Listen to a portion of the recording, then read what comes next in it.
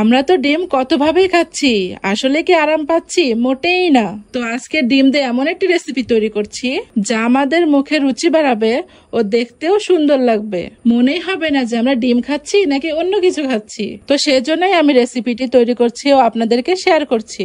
তো দেখতে থাকুন। 4-4টে ডিম নিয়ে নিয়েছি। আপনাদের ফ্যামিলিতে যদি বেশি মানুষ থাকে তাহলে আপনারা ডিম বেশিও নিতে পারেন। 10 মিনিট অপেক্ষা করার পরে দেখুন বন্ধুরা কি হয়ে গেল। তো ছুরির সাহায্যে ডিমটাকে আমি খুলে নিচ্ছি। বন্ধুরা দেখুন, দেখে মনে হচ্ছে চিতই পিঠা। দেখতেই থাকুন না কি রেসিপি তৈরি হয়।